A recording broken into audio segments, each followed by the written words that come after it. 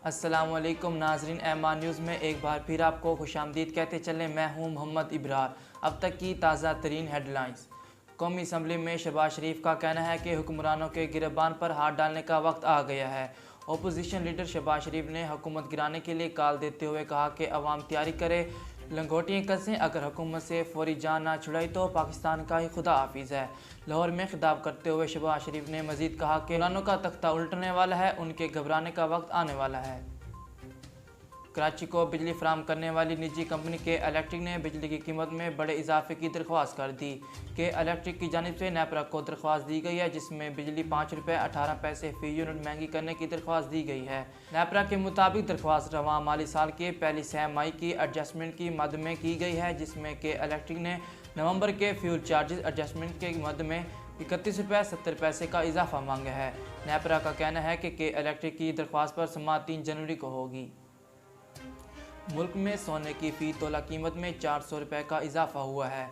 सिंध सराफा बाज़ार jeweller association के मुताबिक 400 रुपये इजाफे के बाद मुल्क में 24 कैरात के एक तोला सोने की कदर 1,25,700 रुपये हो गई है।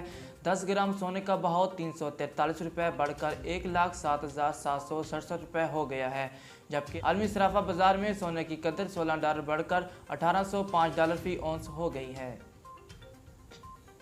साबिक सदर आसिफ अली जरदारी का कहना है कि अब वक्त आ गया है हुकूमत का वफाक में बैठकर मुकाबला किया जाए।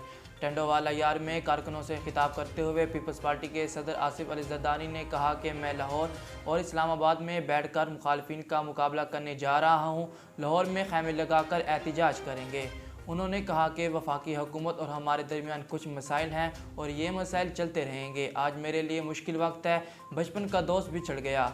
लाहौर में खैमे लगाकर एहतजाज करने जा रहा हूँ। पीपल्स पार्टी ने हमेशा अवामी काम किए। दीन की खातिर शोबिस इंडस्ट्री और अपने कैरियर की ऊंचाइयों को ठुकराने वाली सना खान अपने शौहर के हमरा उम्रा अदा करने गई हुई हैं। सना खान ने अपने सोशल मीडिया अकाउंट से उम्रे पर रवानगी और हरम में मौजूदगी की कुछ तस्वीर शेयर की हैं। नाजरीन, न्यूज़ स्टूडियो से फ़िलहाल इतना ही। मज़ीद खबरों और तफसीलात के लिए देखते रहिए एमआर न्यूज़।